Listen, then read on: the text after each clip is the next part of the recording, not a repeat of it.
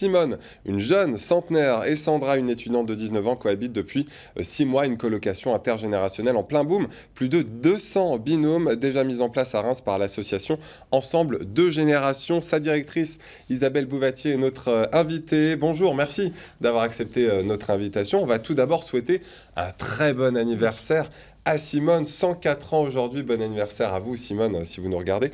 Ça fait 5 ans déjà que Simone a fait appel à votre association pour héberger gratuitement des étudiantes.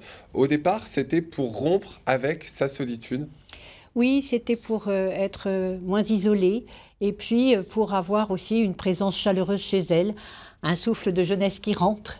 Et en même temps, c'est quelqu'un qui a toujours eu dans son environnement des jeunes et elle a envie de partager. C'est ça le secret de sa longévité, c'est cette présence auprès des jeunes? Absolument, je pense que c'est tout à fait ça, c'est ce qui la porte. Donc aujourd'hui, elle cohabite avec Sandra, 19 ans, et cette présence lui a permis à elle, Simone, de rester à son domicile et de ne pas aller dans un EHPAD. C'est aussi le but? Alors c'est tout à fait ça. En fait, grâce à Sandra, Simone peut rester chez elle et puis en même temps c'est quelque chose de très rassurant pour sa famille de savoir qu'il y a une étudiante qui est là le soir au moment du dîner et pendant la nuit. Alors pas de loyer à payer pour cette étudiante Sandra en échange de cette présence pour le dîner, vous en parliez. Vous avez 3 formules de logement différentes. Oui. Comment ça se passe ? Alors en fait, ça permet de s'adapter ces 3 formules aux différentes demandes des seniors. Donc la première formule, c'est celle de Sandra, qui est une formule gratuite, avec une présence de l'étudiant le soir, au moment du dîner et pendant la nuit.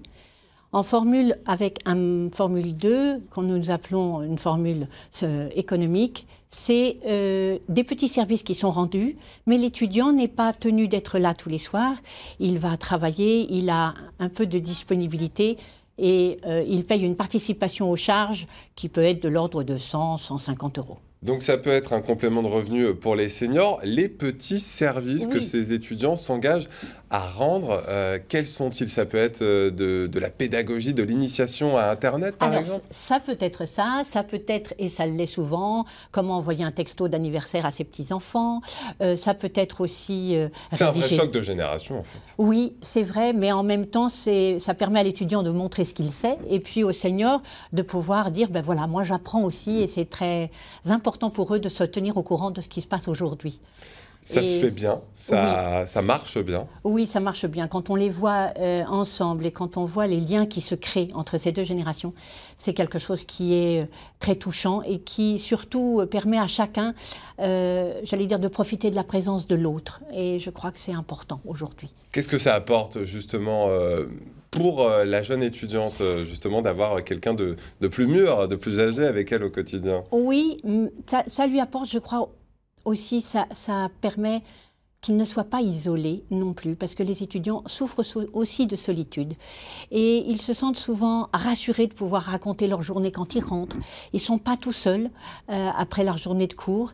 Et puis aussi, la personne senior va souvent les rassurer, parce qu'elle va leur donner confiance, elle va les féliciter très souvent. Et partager son expérience. Absolument. Un mot sur le partenariat que vous venez de signer avec les bailleurs sociaux et la ville pour développer cette colocation intergénérationnelle.